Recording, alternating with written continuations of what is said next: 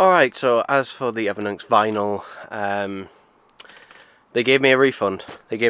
So yeah. I'm happy to keep it, since I've got it for free. But yeah, I'll have to look between the two of them and try and buff out some of the dings in them. But yeah, I'm happy enough to get it for free, so... Yeah, but interestingly in the email they said, oh, it's probably due to the box we send it in not being good enough, not being strong enough or good enough for that. So I can't remember what were the exact words. I want to find the exact words because it was basically, blaming the box. Yeah, it says, I must admit the level of damage sustained by your items in transit is directly linked to the type of packaging. This is completely unacceptable. It is pretty obvious that our packaging does not fit for purpose. So, yeah, this person basically... If I just show it. This person basically admits that, yeah, their packaging is not fit for purpose.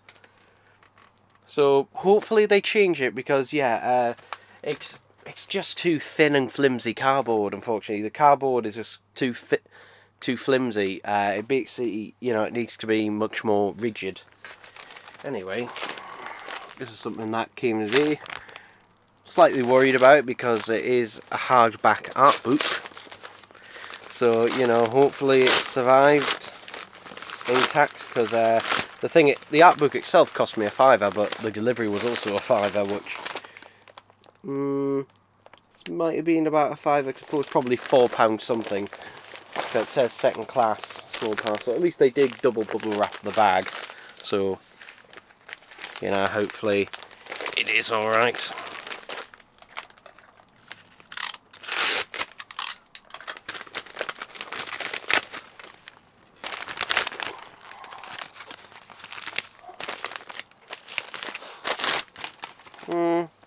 Yeah, pretty much looks alright. So, this is out of print, but this is, I believe, but this is the artwork for Puss in Boots. Not Puss in Boots The Last Wish, but the first Puss in Boots film. And, yeah, it has some minor wear on it in a couple of places, but otherwise, yeah, pretty good condition. And considering when this was originally released, I believe it was probably about £30, but yeah, I do really like the artwork and that on there. And yeah, I don't really have many art books, to be honest, and the reason is because they're big, heavy, expensive. Oh, I just noticed there is a tear. There is a tear in the cover. Is that on the picture? Is that on the picture and I just didn't notice? I'm gonna double check, because if it isn't, then I'm going to message the seller about it. Let's have a look. Yes, it is on the picture. Okay. So it was in the picture. It's really hard to tell initially because the picture... Like, seriously, people who take eBay pictures, like, Jesus Christ, take better bloody pictures. So, getting this on camera is bloody difficult, like, it's so large. Is this a double? No, it's not. So yeah, let's take the dust jacket off just for now. I want to see what artwork's underneath it actually.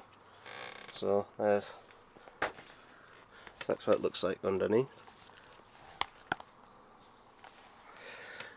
This kind of reminds me more of the artwork in Luca than it does Puss in Boots, but yeah, I do quite like that. But yeah, obviously back then it was a completely different style, a much more realistic style. Although seeing that, this film did start... I'd say this film was when they was starting to change it up slightly. But yeah, for a while, this was the end of the Shrek film franchise, and Puss in Boots was the only thing that kind of continued it, because you then had the Netflix series, The Adventures of Puss in Boots, which everyone seemed to forget about, or if they ever knew it was an actual thing. It's just, okay, so, wow, earlier CGI renders and that and there. Although to be honest, like with Puss, like, you know, there's going to be very little in terms of design concept unless they're taking it from earlier ones, because the Puss in Boots model is essentially, you know, the same as the one they used in Shrek Forever After, and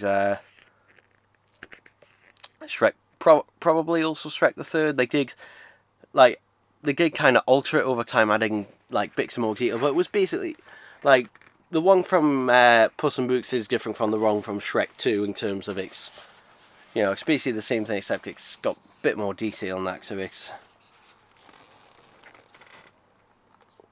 And I believe it was also, again, ironically a more simplified version of it for the Netflix show.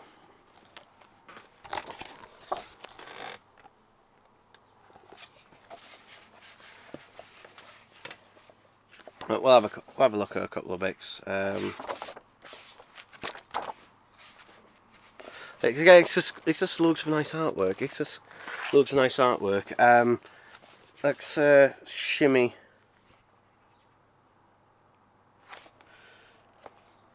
through.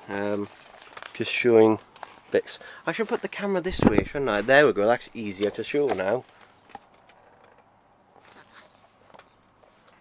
Like these ding on the side. Does irritate me. I like things to be pristine. Okay. So yeah, something they did after his design is young Puss or baby Puss or what? Well, not baby, but young. So there you go.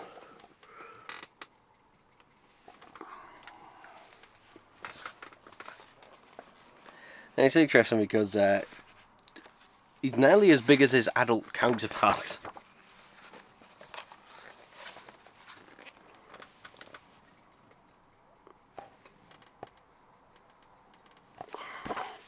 Yeah, I think I'll just show that. Yeah, and then we get on to Humpty after that. So yeah, we'll leave that there for now. But yeah, this one is out of print now, well out of print. So yeah, and I wasn't actually looking for this one. I was actually looking to see if anyone was selling the Last Wish one for cheaper, which currently they're not, although I have seen it on sale for £23. So, you know, maybe if it gets down to like 20 quid, then maybe. But yeah, this one just came up and I was just like, oh well, you know, I do still really like this film as well. So, you know, I had to get it. It was the law. You know, I can't obey the law. It was there, and I just had to get it. So yeah, I was the only person who bid on it in that as well. But yeah, there we go, people. There we go. All right, so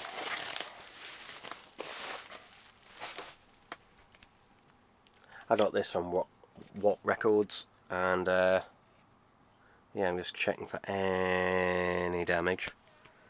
But looks alright. Now notice this is the limited edition orange one.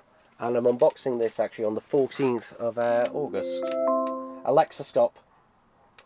Not August, July. There we go. So yeah, this is Gorilla's Song Machine. Originally it was called Song Machine Season 1, however, Season 2 ended up not happening, and Season 2 just became let's try to cut this open. Come on.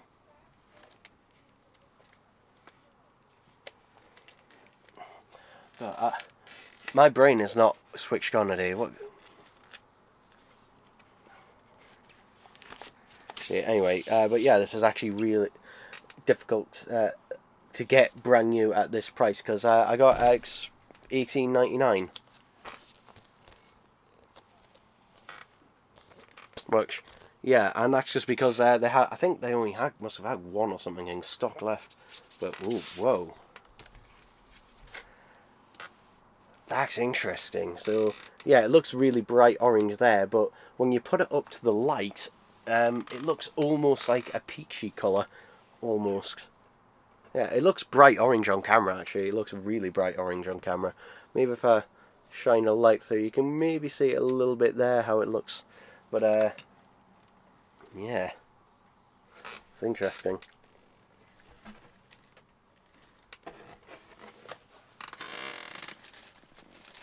Cracker Island, there we go. That slipped my mind. So, yeah, Cracker Island originally started out as Song Machine Season 2. There we go, I can speak again. But yeah, now this is, I think this is, yeah, the only Gorillaz studio album I didn't have on vinyl. This is the only studio album, and oh, there's a digital code. Now, is this going to be out of date? Let's actually have a look. Yes, it is. It says best before. Says expires 13th of October 2021. I mean, I've already got a digital copy of the deluxe, but yeah, I don't like it when they have these, you know, codes that bloody expire. Like that, it's bloody irritating. The same thing happened when I got the Now vinyl, because I waited and got it on sale, and unfortunately by that point the digital code was out of date. So yeah, but yeah, here we go. Song Machine, not my favourite, which is the reason why I've waited so long for it. It does have some good tracks on it. I think Désolé is probably my favourite on the album. Probably followed by Pac-Man. It does have a slight crease in there, I think it is. I don't know if that's in there, but yeah, I'll live with that. So, yeah, but overall, very happy to have this. So, yeah, in the collection it goes. I don't know if that just recorded or not, so I'm recording this again if not. Anyway, here's an update on the left-handed grommet mug. You might see he looks significantly better than he did before. So yeah, now what I did is basically me and my friend were wrapping our brains about this, and I even asked some boy online what he thought, and you know, ideally what you do is get acrylic paint and paint it up and then bake it on. The problem is this is not meant to be baked. This would not survive it because this is not meant to be dishwashed. I just noticed there's some rubbing off of the ear, although I don't think that's rubbed off in time. I just think that's how it is, because these were hand painted mugs. So I think whoever was doing the ear just, yeah, couldn't, because there's paint and that underneath there, so I just don't think they painted his ear properly. I've just noticed that just now. Yeah. But basically, I decided I'm not going to do that, and I just looked to what I had to hand. And what I have to hand is this is matte black spray paint. Now, the actual thing has more of a satin finish, the nose. So did the eyes as well. But I thought I'd test it out on a small area. I can always take it off dead quickly if I wasn't happy with it. So what I did is I got a McDonald's napkin, cut a little hole in it, and sprayed that section. And I thought I was happy enough with that. So then what I did is I got this, which is actually the foam off the other mug that I unboxed, and sprayed a bit onto there, and then used a cotton bud to do the eyes.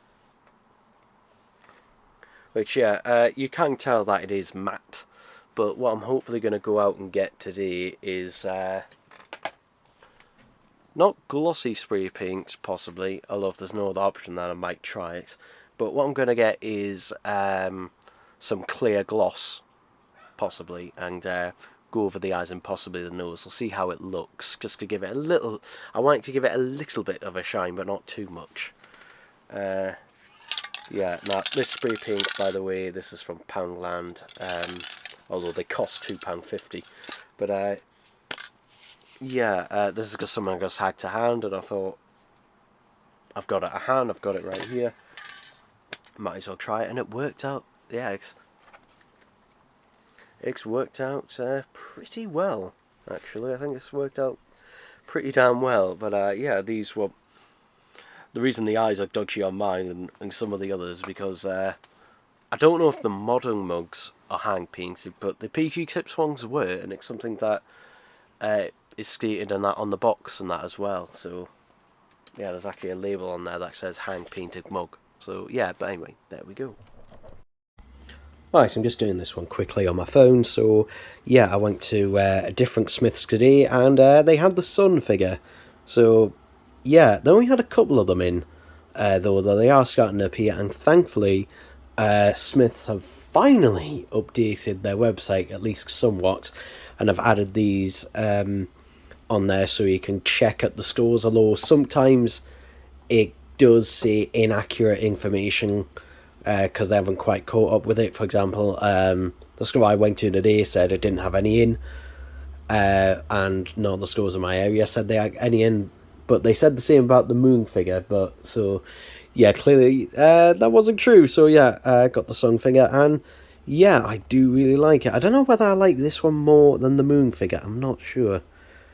But it's also really easy to tell these ones in a bunch of line because of the massive security breach logo compared to the other waves and that there.